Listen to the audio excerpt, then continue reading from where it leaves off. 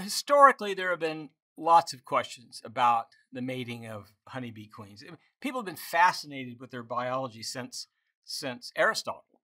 But some of the key questions were, first of all, do queens mate? I mean, that sounds like kind of a stupid question to us. They must mate, but they didn't always necessarily think that they had to mate. I mean, there were times when they thought that maybe there were odors that emanated from all those drones that are in the colony. There's hundreds of drones in there, and they walk around and they don't seem to do anything. Maybe the queen becomes impregnated just from the vapors or whatever that are produced by these drones. Where do they mate? They didn't know where they mated. They never observed anything that looked like mating behavior inside the nest, so they didn't know. How do they mate? Again, that was a big question once we take a look at the anatomy. When you look at the reproductive anatomy of queens and drones, the question, how do they mate is a very obvious question. And then how often do they mate? So one of the early beliefs was that queens mated in the hive somehow, or because there are all these drones running around in there, or perhaps drones walked around and put their sperm inside of these cells. There's an egg in each cell, put their sperm in it, and then the sperm somehow penetrated the egg, and the egg became fertile just because the queen would lay an egg, and then a drone would come along and put some sperm in it, and you got a fertile egg. And like the fish do, fish will lay eggs, and the males come along, and then they release their sperm, and then the sperm swim around and find the eggs. That was one belief. Jan Swammerdam, in the mid-17th century, studied the anatomy of drones, and he came to the conclusion that, well, it's got to be odors, that all this stuff that's inside that big, robust abdomen, it can't possibly be something that would be, penetrating a queen and inseminating her by copulating with her. So it must be producing something that is emanated as an odor. Then Anton Janša, he was the royal teacher of the bee culture to Empress Maria Theresa of Austria. He made an observation that drones and virgin queens took afternoon flights. They left the nest and they flew out, and the queens would come back with this funny-looking thing on the end of their abdomen. He thought it was a mating sign of some kind. So he said, well, gee, they must be mating away from the nest in the afternoons. Then Francois Huber, in 1792, conducted some experiments, and he was the first to demonstrate that queens and drones do mate away from the hive, and the mating sign is part of the drone's genitalia. Part of his reproductive organs come back with the queen. This is a diagram of the top one is a diagram of the inside of the abdomen of a drone. And if you go and dissect it, you'd see all this stuff in here and you think, okay, well, that's all inside, that must be doing something. So this is sort of where the idea that maybe it was producing odors or something, because that doesn't look like anything that could develop into organs that could be used for mating. However, the bottom on the left-hand side, you see those organs after they've been everted from the body. They do come out and they do form these structures that could be used for copulation. But when you look at them, you still have this problem, and you've got this thing that the drone has there that's half the length of his own body, and it's this big apparatus. And you look at the right-hand figure there, and you say, well, how does all of that fit into that on the left, which is the sting chamber of the queen, which is where this has got to fit in order for them to be able to mate. Queens take flights between 1 and 5 in the afternoon. When the weather is clear, the temperature is above about 20 degrees Celsius. The wind needs to be below 19 kilometers an hour. And the drones, as you would expect, pretty much typically fly at the same time that the queens fly. This is a video of a queen returning from a mating flight. Notice the white on the tip of her abdomen. That's the mating sign that she's returning. She went on a mating flight. It was a successful flight. She's returned with this sign that shows that she was successful in her mating with a drone. If you took her and dissected it, in this particular case, the last two segments, the terminal segments, have been removed to expose this mating sign. You can see what a formidable apparatus this is. I mean, you've got this huge amount of mucus, and then this part in here is actually part of the bulb or the endophallus of the male. Part of the male is left behind. It breaks off and is left inside of the queen. But where do they mate? Okay, they fly away someplace, and you see the queen comes back mated. By the mid-18th century, it was accepted that queens mate away from the hive. But still, nobody knew where. Well, over a period of time, these particular areas called drone congregating areas were discovered. These are specific areas where large numbers of drones come together, they congregate, and queens fly through these congregating areas. They locate them, and then the males scramble around and mate with these queens. They were known to exist from the droning sounds of many drones flying overhead. In 1849, a Brazilian beekeeper observed and reported these drone congregating areas. He heard them, and he could see these masses of drones.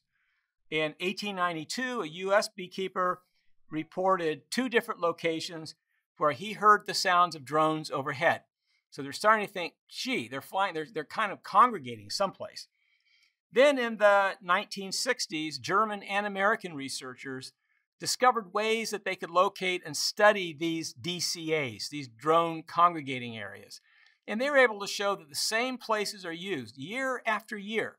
I mean, distinct locations. This is a place where these drones come, and queens come here and fly through and mate with these drones. And this is really amazing, considering there's no residual memory of these locations. Think of it. All the drones that went there this year are dead by next year. None of them are alive. So there's no one to show anybody the way back.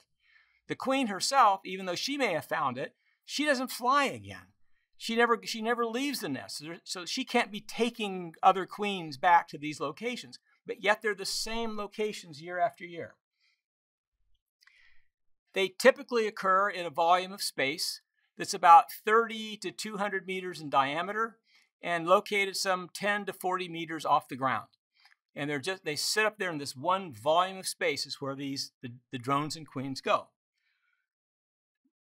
Drones may visit 10 or more of these drone congregating areas located within 5 or more kilometers of the hive or their nest that they're living in.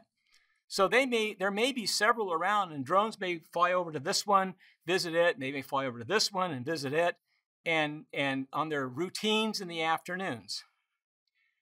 It's been shown that as many as 20,000 drones from more than 200 colonies may attend a single drone congregating area, which is an amazing natural phenomenon. We still don't know what geographical features are sufficient and necessary for the drones to congregate. They just are there. They're there, the same small locations year after year. And just recently it was found that drones produce a pheromone that may be somehow aiding the attraction of drones to one area, but it still doesn't explain why they go to that same area year after year.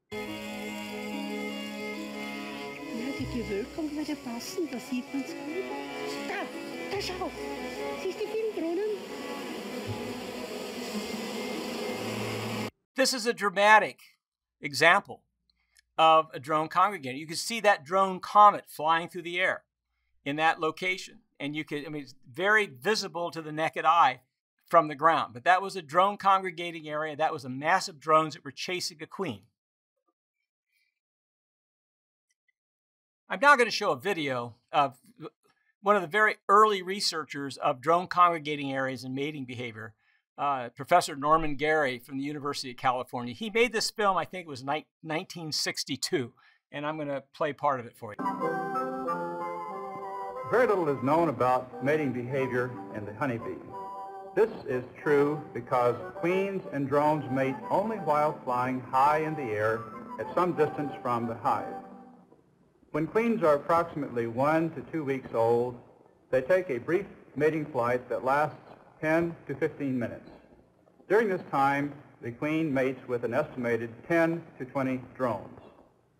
In earlier experiments, I found that much of mating behavior could be caused simply by elevating a tethered queen.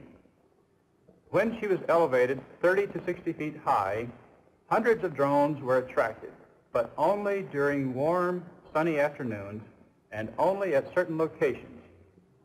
So basically, in the beginning, he tethered a queen to some fishing line, and he could go out and he could use a fishing pole and suspend a queen out someplace and get it up high.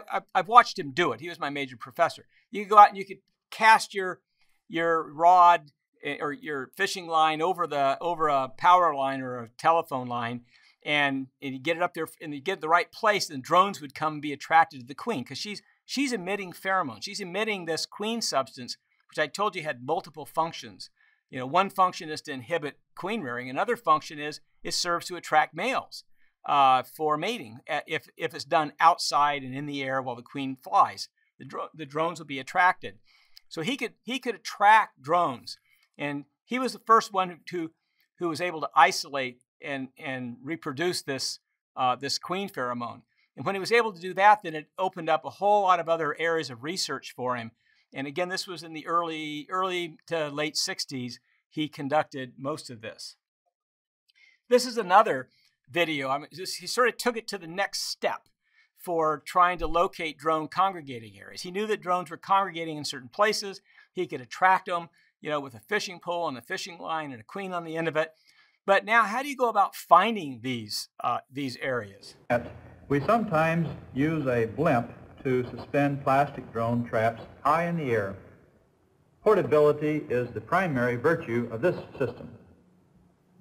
This transparent plastic trap has 2 cages containing living queens as a source of attractive pheromones. In addition, small corks resemble flying drones and function as decoys to attract drones into the trap. Blimps can be transported easily.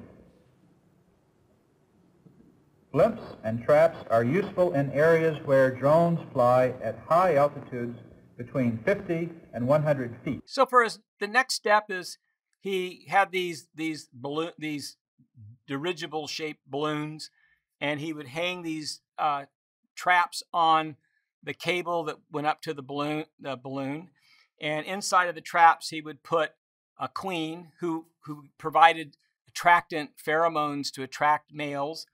And also inside of these traps were corks that were suspended that looked kind of like drones, like the bodies of drones. So what he showed here basically was 2 things were needed to attract these drones into these traps. It was the odor of the queen, the queen pheromone, plus also a visual stimulus. So there's two different channels of information being used there to attract these drones. But he took these balloons all over Yolo County in California and on the back of his pickup truck, and he mapped out places where he found these drone congregating areas. And they would be the same places year after year. One of those happened to be located right near the bee research lab at the University of California, and he was able to use that location repeatedly year after year. In fact, he built a set of towers on that location and suspended a cable across it so that he could study the behavior more carefully at one place where he could go out and control everything.